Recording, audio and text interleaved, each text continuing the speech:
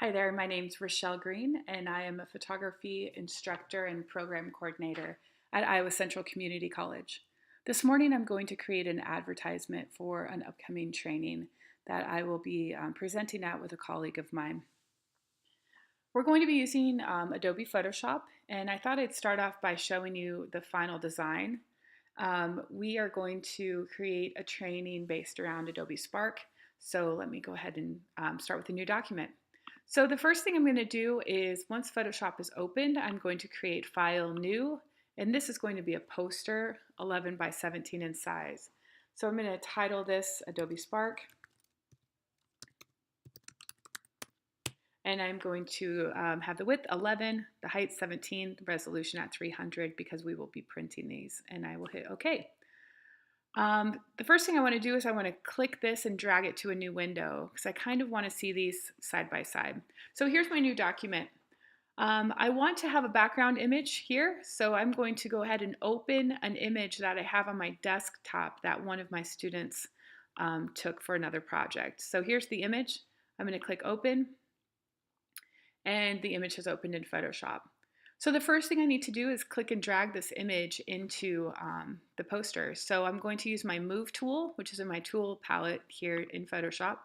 I'm going to click and drag that into that poster. Now, if this wasn't the size orientation I wanted, or wanted to enlarge it or make it smaller, I could hit Command T and go ahead and drag that. I kind of want a little more keyboard and a little less hand. So we go ahead and double click that.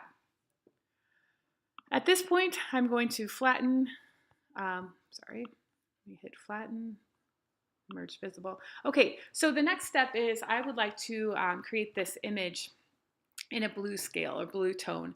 I want to use the branding colors of Adobe Spark, and so I feel like the blue will be a really good contrast to a yellow text. So I'm going to go to the layers palette here, adjustment layers, and I'm going to click black and white.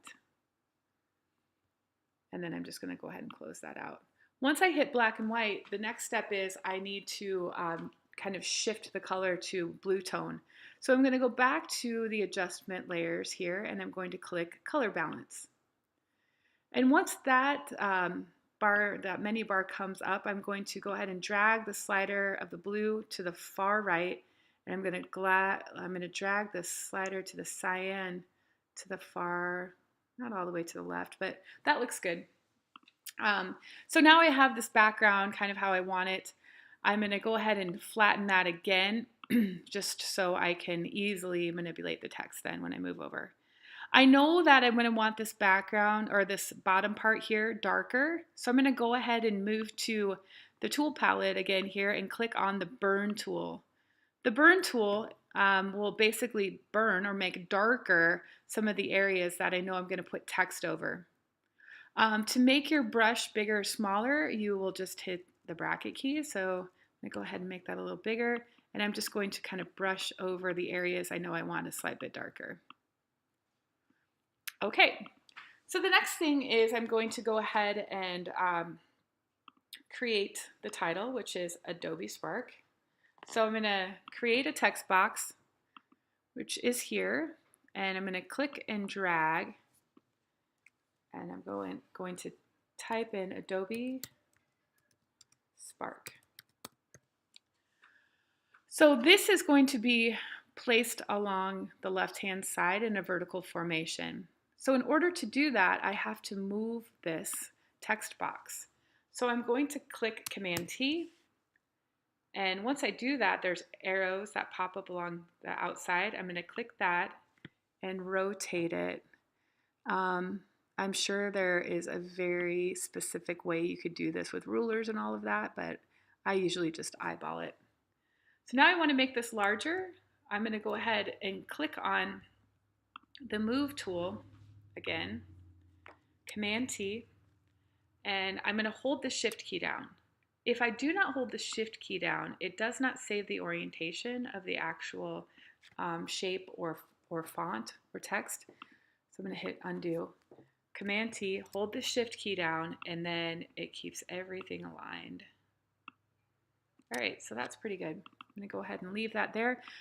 If I click on the move tool on the text, I can move that anywhere I want to, but I'm going to leave that there for now. So now that you know how to create a text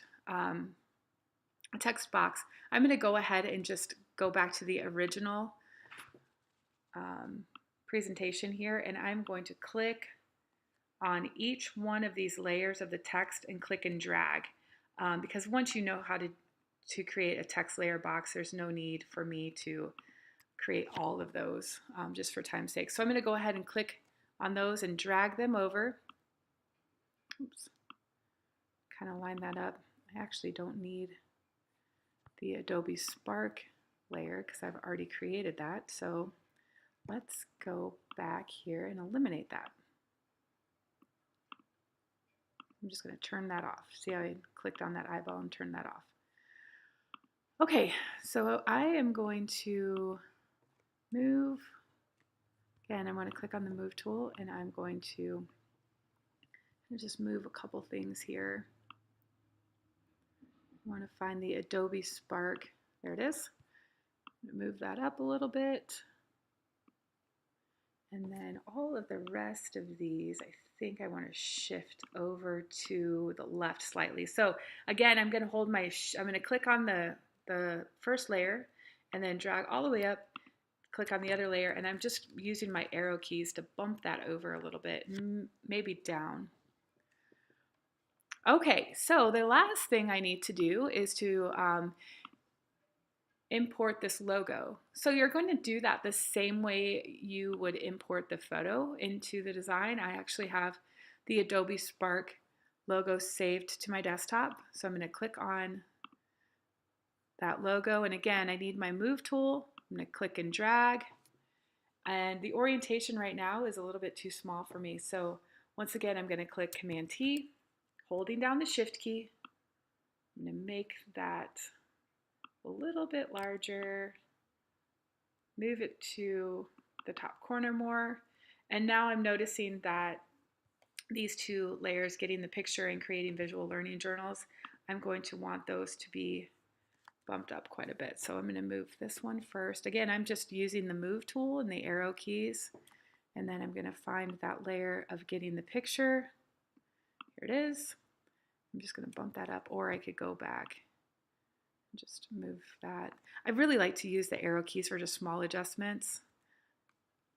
Okay, that's looking pretty good. Lastly, I feel like this is just a little bit too light still. So I'm going to go back to that background image and I'm going to hit Command M. That's the curves, and I'm going to bring down the brightness of that just a little bit and hit OK. I just feel like that is going to make that text pop out a little bit more effectively.